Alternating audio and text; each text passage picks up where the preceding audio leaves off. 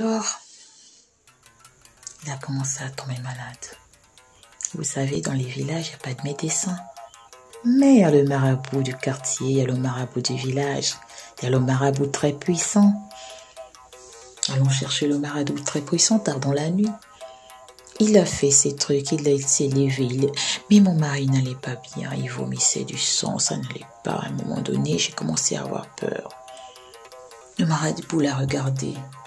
Il a dit, tes jours sont proches. Il ne peut plus rien faire, que c'est lui qui doit se guérir. Néanmoins, il a réuni toute la famille, les gens des villages des alentours, ses frères. Tout le monde était autour de lui. Et le marabout a dit, il faut que tu confesses avant de partir. Il faut que tu dises. Parce que si tu pars sans confesser, tu n'iras pas au paradis.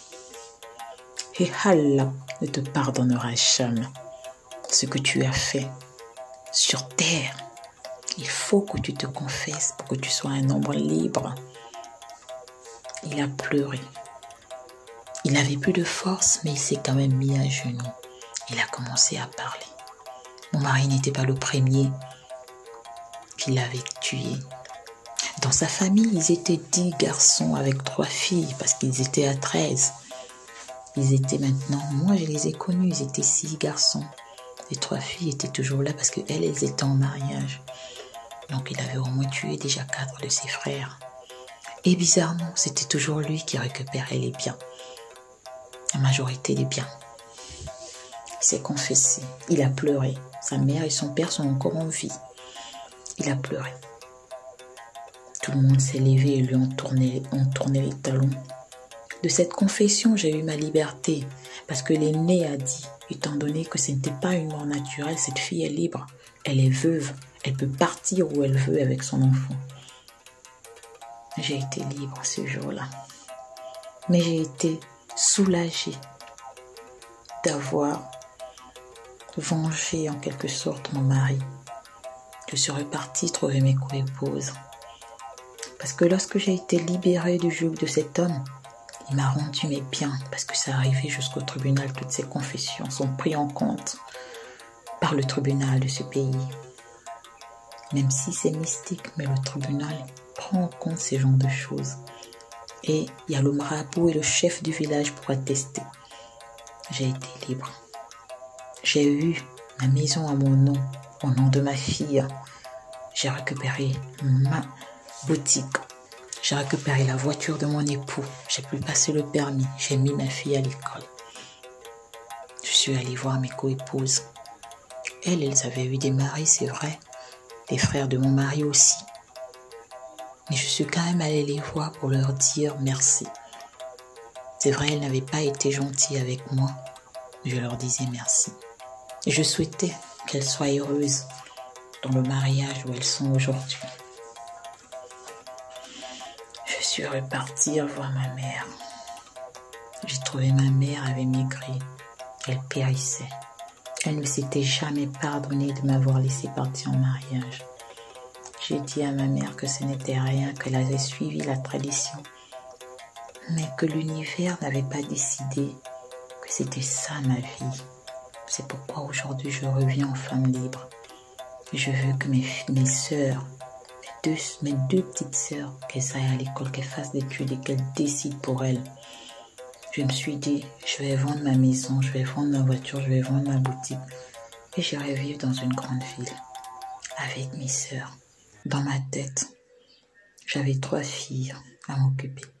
Mes 2 jeunes sœurs, ma fille à moi et une grande sœur qui était ma mère.